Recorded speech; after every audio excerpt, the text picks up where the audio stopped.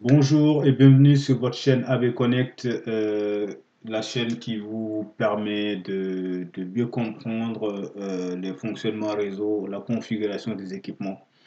Nous revoilà pour la troisième partie de notre laboratoire, à savoir la mise en place d'une connexion, d'une communication inter-VLAN, c'est-à-dire trois VLAN différents, comment faire en sorte qu'ils communiquent, sachant qu'ils ne font pas partie du même réseau. Donc sur les deux premières vidéos, on avait déjà configuré la mise en place, on a fait la mise en place du schéma, la configuration des interfaces. Ici, le switch 1, le switch 2 et le routeur. On a juste activé l'interface sur le routeur. Donc, pour vous rappeler exactement ce qu'on a pu faire. Donc, le VLAN 10, il s'appelle rouge. Il a eu comme adresse IP 192.168.10/24 et le réseau 20 en 24 aussi avec son masque 24 et aussi le VLAN 30 ok, codé aussi en 24 bits. Donc avec les ports de 0 à de 11 à 20. Donc voilà, si on continue, on vérifie juste ce qu'on a fait. Alors, si on met do show run pour voir ce qu'on a configuré sur notre switch, on sait que voilà, ici, sur le port 1 jusqu'à le port 5, on a le VLAN 10. Ici, du 6 au 10 plutôt. Du 6 au 10, on a du 6 au 10. On va y arriver. Du 6 au 10, on a le VLAN 20. Et de 11 à 30, 11 à 20, on a le VLAN 30. Donc voilà, de 11 à 20, on a le VLAN 30 qui s'arrête là avant. Donc 21, 22, 23, 24, il n'y a rien. On a juste laissé ces ports-là libres parce qu'on a prévu de faire des choses avec. Donc voilà pour comprendre pourquoi ce choix-là, cette mise en place-là. Et du coup, on va continuer notre présentation et aussi la configuration des interfaces virtuelles. Ici, on a notre switch qui n'a pas d'adresse IP, il a juste une interface, sa carte réseau qui est activée, mais la carte réseau, elle n'est pas configurée, il n'y a pas d'adresse IP, il appartient au aucun VLAN. Nous, notre rôle, c'est de permettre de ces trames-là, ces données qui quittent le VLAN 10 et qui accèdent au VLAN 30 de passer par le réseau et passer par le routeur. Donc nous, ce qu'on va faire, c'est de permettre tout ça. Donc on va aller configurer le premier interface de notre routeur. Donc c'est des configurations particulières. Je vous conseille de bien suivre. Et si vous avez des questions, n'hésitez pas, posez des questions, abonnez-vous à la chaîne et partagez la chaîne. La chaîne, elle est pour vous. Partagez-la, abonnez-vous et on va démarrer par la configuration des interfaces virtuelles du coup. Donc du coup, là, on est sur notre routeur. Donc on revient juste un cran en arrière. Donc si on met interface zig 0 slash 0.10, on voit que la création de l'interface virtuelle est en train de se passer. Donc, elle est en train de se passer et du coup, ce qui va se passer, c'est qu'ici, on va créer une interface qui va se caler sur l'interface principale, mais elle sera virtuelle, ce qui nous permet de faire passer les trames du VLAN 10. Et du coup, une fois qu'on a fait ça, et là, il faut procéder avec une commande spéciale, c'est la commande qui nous permet de mettre en place des encapsulations, c'est-à-dire d'enrober cette interface virtuelle avec dans l'interface physique du routeur. Donc c'est une question de tromperie, on va dire, mais on va essayer d'expliquer comme ça. Donc du coup, il faut configurer tout ça. Encapsulation .1 1Q 10, parce qu'on parle du VLAN 10. On met entrée et là, on met l'adresse IP qu'on veut, c'est-à-dire l'adresse IP de la passerelle du routeur. Donc l'adresse IP, c'est ça. 192.168.10.254. On va s'arrêter là, on va expliquer les choses. Pourquoi on a mis 10.254?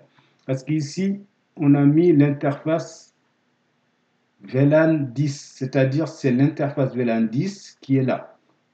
Donc du coup, comme que c'est 10.0 son réseau, nous on mettra 10.254 et suivi de son masque. Suivi de son masque de 24 bits. Et là, on a fini avec cette interface-là. On va faire comme d'habitude, on va rappeler nos commandes.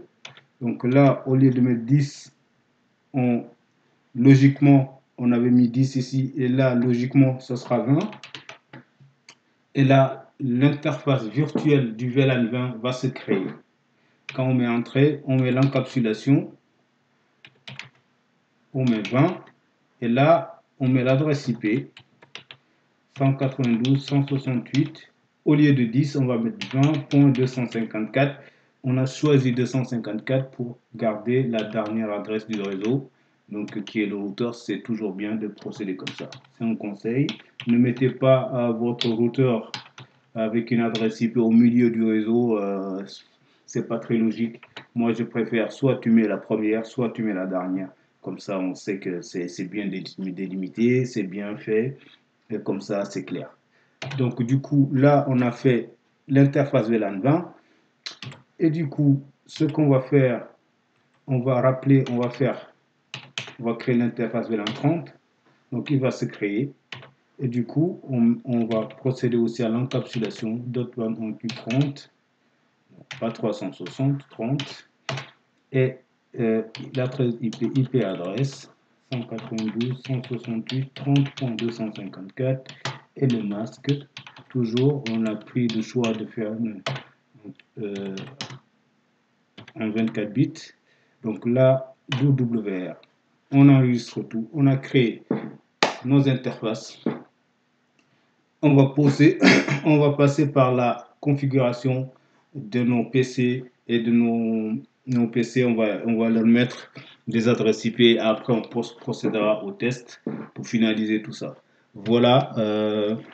Donc, pour vérifier notre configuration de switch, donc avec la commande do show, on peut écrire ça show running config, mais si on met do show run ou bien do sh run ou r tout simplement, parce que en fait elle est très intelligente, donc on essaie d'écrire, on évite d'écrire tout pour pouvoir avoir le minimum de choses à taper, mais qui va être équivalent aux commandes qu'on veut faire. Donc do sh run, ça veut dire do show run, montrez-moi ma configuration système, ma running config. Donc ma running config, quand on fait entrer, on a tout ce qu'on a mis. Donc là, on voit bien, il y a une encapsulation, il y a l'interface virtuelle. Là, ici on a l'interface virtuelle VLAN 10 avec son IP. Ici, on a l'interface virtuelle du VLAN 20 avec son IP. Ici, on a l'interface virtuelle VLAN 30 avec son IP. Donc, du coup, on va essayer d'aller configurer nos adresses IP, l'adresse IP de nos postes. Donc ici, j'ai fait le choix aussi de montrer les ports Ethernet des équipements pour essayer de visualiser. Ça, vous pouvez le paramétrer au niveau de packet tracer. Donc ici, on va mettre l'adresse IP de ce poste-là. On va aller sur desktop, on va mettre une adresse fixe. On mettra une adresse en DHCP plus tard. Parce que là, on n'a pas encore de serveur DHCP et ça, c'est prévu dans les prochaines vidéos qu'on va faire. Donc là, 192.168.10.2, on va pas aller chercher plus compliqué. Ici, c'est le VLAN 30, donc ça sera 192.168.30.1. Alors, donc du coup, ce qu'on a tapé 192.168.30.1, on met le masque et ici il ne faut pas oublier de mettre la passerelle 30.254 du coup. Alors, et ici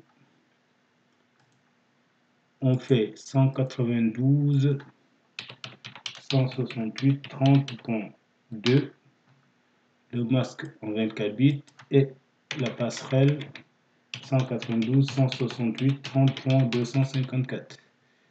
On va aller faire le VLAN 20. Le VLAN 20, c'est pareil, 192.168.20.1, le masque et la passerelle 192.168.20.254.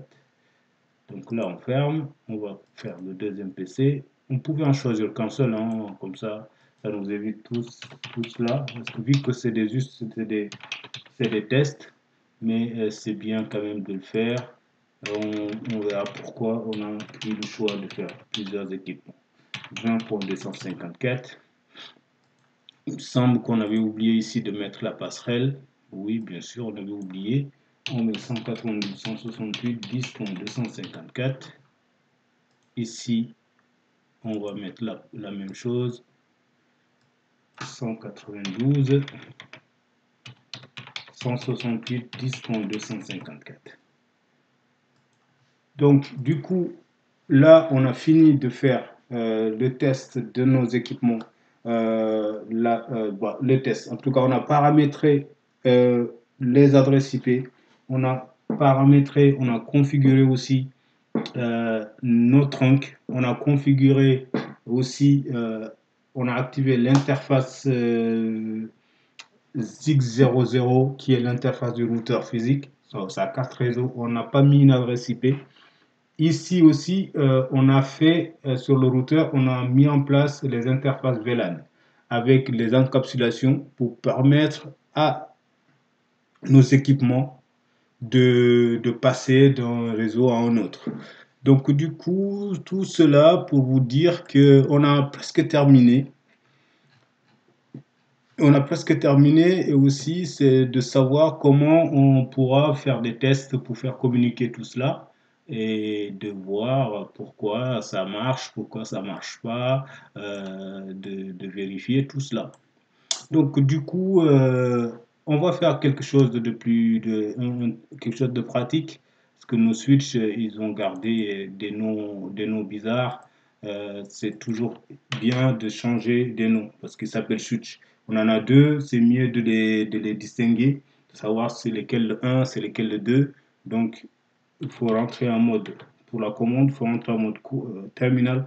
Vous voyez que je marque toujours EN. En fait, EN, c'est quand